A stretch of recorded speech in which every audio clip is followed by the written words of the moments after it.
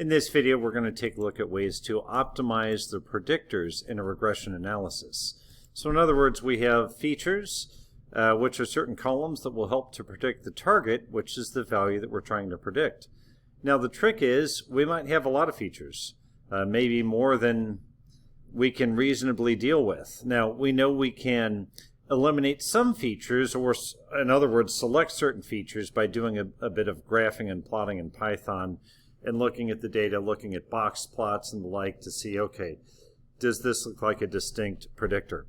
And that is definitely necessary no matter how many columns we have. If we have a lot of columns and a lot of features, sometimes it helps to throw in a bit of a mathematical approach as well and see what we can come up with. So we will take a look at several ways to optimize. But first, why do we want to optimize? Well, if we have too many feature columns, we have more risk of missing data. Because keep in mind that we want to clean up our data before we model it, but we only really need to clean up the data that's in a feature column. If it's not a feature or a target, we don't care about it. A lot of times when I'm looking at projects, I'll see a student do like a drop NA on a data frame, which could drop a lot of rows. And I might look and say, well, yeah, you had a lot of null columns or a lot of null values, but they weren't in your feature columns, so you really didn't need to drop those. So the more feature columns that we have, the more chance we're going to have null data in there that will need to be cleaned up and dropped. Another thing is that the more features we have, the more records we need for accuracy. The rule of thumb is each feature requires about 50 records of its own to model accuracy. So if we have 4 features, that means we need a minimum of 200 records or 200 rows for a good model. Potential of overfit. Overfit is when you're fitting to error, not just the data you're trying to model, and increased variability. Now, too few predictors can increase error because you don't have enough selectors in there to predict what you're trying to predict, and it can also lead to underfit, where you're not fitting the model closely enough. So there's several models that we're going to look at. I'll group these together in a series of videos, but the first couple we'll look at is RandomForest and random feature elimination with cross-validation. After that, we're going to take a look at some iterative approaches: exhaustive search, forward selection, backwards elimination, and stepwise selection. So first of all, let's talk about RandomForest. RandomForest uses a collection of decision trees to predict the outcome. So this is what's called an ensemble model because it's a collection of output from other models, which in this case is decision trees. Each decision tree will have access to different features and a subset of the data, therefore they will have different results. And the most popular outcome, or the average of the outcomes, is what's used for the selected model. One really neat thing about RandomForest is we don't have to transform the data for RandomForest analysis. We can simply use it as is. So let's take a look at a couple of examples. Using a RandomForest is quite straightforward. Here I've gone back to our iris data set, which I used in a previous video. So I'm simply starting right at the bottom of that Jupyter notebook and adding a few more lines. First of all, I import the RandomForest classifier. Now careful here, because RandomForest classifier is used for categorical outcomes, in other words, logistic regression. If we have a continuous outcome, in other words, a linear regression, we want a slightly different class with slightly different attributes, and that class is the RandomForest regressor, which I'll show in a future demo. But nonetheless, we start with our classifier, we instantiate it, and we save it to a variable. Now, we do a fit with X training and Y training, which means that we have to have done a train test split, which I did do earlier on this data set. Here we go. So I took, in this case, looks like I had scaled the data, take the column we're trying to predict, and then say keep 70% for training and 30% for testing. And it gives us this X training, X testing, Y testing. And then we can use that to, number one, train the model with the training data. And then after we train the model, we can test out the model with the test data and see how close our predictions were. So train the model with the training data. Notice X training. Then down here we use the X testing data to come up with a prediction of Y. But the nice thing is that Y testing is the actual Y from our records. Remember, we saved just 30% for our testing data. So now we're testing the accuracy of our model by saying, okay, how close were our predictions to the actual test? And from that, we can come up with a series of different scores. Accuracy, which is the true positive plus the true negative over the total number of items we predicted. In other words, of all of the items, how many did we predict correctly, either correctly true or correctly false? Next, we have precision. Now, precision is the true positive divided by the number of true positives plus false positives. So, in other words, of everything we identified as a positive, how many were actually positive and how many were false positives? So it's a look at the true positives over the actual results. Then we have recall, which is the true positive divided by the true positive plus the false negative. In other words, how many actual positives were predicted as being negative or were predicted as being false. Next, and this is where things get a little bit neat, we can take a look at the importance of each feature and we can graph it. So let's go ahead and execute this again on our iris data set and let's see what we get. Accuracy, precision, and recall, all very high numbers. Now what's interesting is we take a look here and we see that two of our features are very strong indicators. The other two not so much. So X3 and X4 are the strongest. And if I look at how we rename columns, sure enough, petal length, petal width, that's X3 and X4. Let's now apply this to our election data. First of all, I need to do the train test split so that we can train our model and then test it. So I invoke train test split, and I start with our categorical data frame because in this case we're predicting a categorical outcome. And I say the feature columns are everything except the two I'm using as a target, which is third-party percent and third-party county.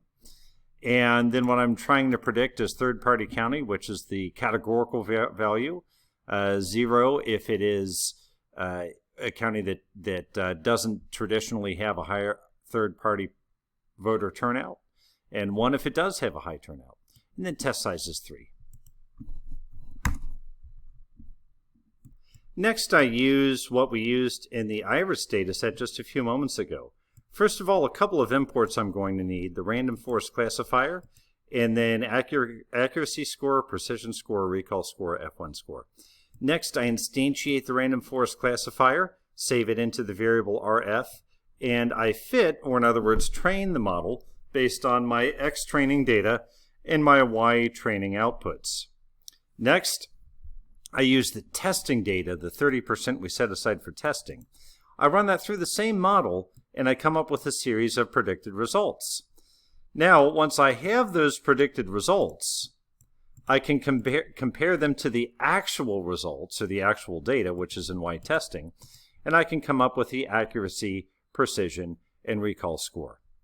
After that, I can take a look at the features that were the most important in predicting this model. So let's run this and see what we come up with. Accuracy 0.875, not too bad. Precision 8497 and recall 874, all fairly high numbers. Now take a look at this graph that it gave me where we're looking at our feature importances and we're attaching those to the features to say, okay, which of these are most important? And this is where we need a bit of a human eye. So less than high school percent, okay, remember what we're predicting. Is this a county that tends to vote third party more often than not?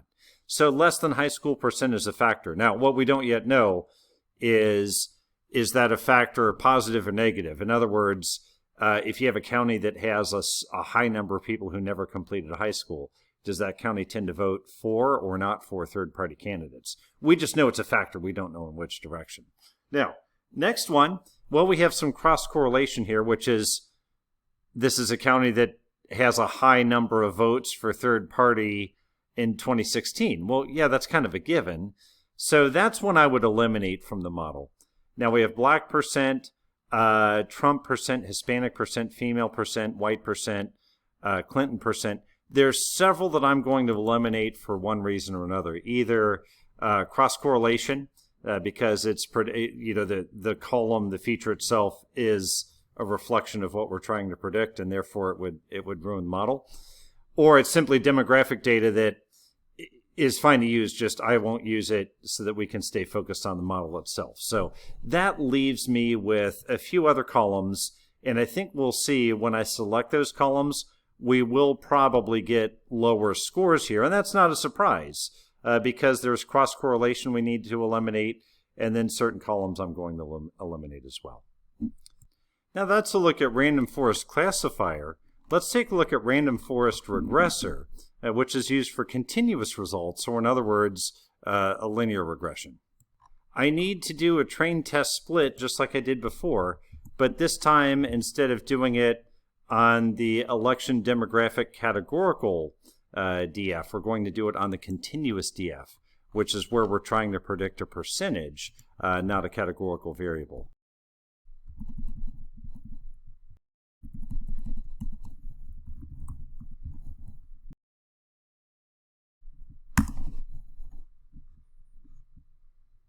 Now, very similar to above, we import the RandomForest regressor.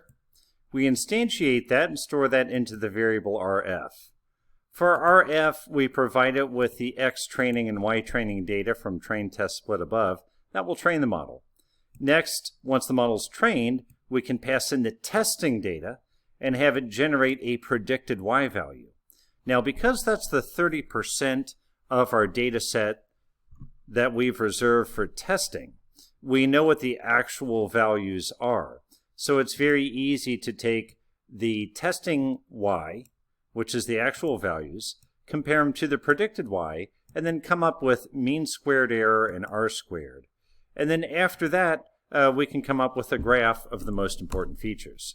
So we run this, and we see mean squared error of 12.6, R squared of 0.947, and we see here the most important columns that we have are less than college, Trump 16, white percent, Clinton 16. So again, probably a bit of cross-contamination here, cross-correlation with the 16 election results, because that's part of the formula of the column that we're trying to predict. So I would knock those out. For lecture purposes, again, I will strike any kind of demographic data. But I would keep things like less than college percent, rural percent, median household income, and see what we can do with those predictors. Now, I want to apply this on our Blueberry data set as well. So I've cleaned up the Blueberry data set just a little bit. Basically, I made a smaller data frame that removes some columns we don't need. Row number, fruit set, fruit mass, and seeds. These are all potential targets, but the one I want to predict is actual blueberry yield. So I take the remaining data frame, which looks like this. We see still several columns in here. And I split it up into a train test split. And then I apply that same RandomForest model that we just applied and come up with a mean squared error, 78,000 and change, R squared of 0.955. Now, if we take a look at the columns that are the most important, we see clone size, average raining days, osmia, which is a type of bee, and then raining days. Now, here again, there's probably a bit of correlation between raining days and average raining days, so we could likely eliminate one of those two and run this model again. But nonetheless, we see how RandomForest can be used to help us to find good features or good predictors, either in a classification or logistic regression, or a continuous or linear regression. So I hope you found this video helpful. In the next video, we'll take a look at a few other ways that we can select features. I look forward to reading your comments. Thank you.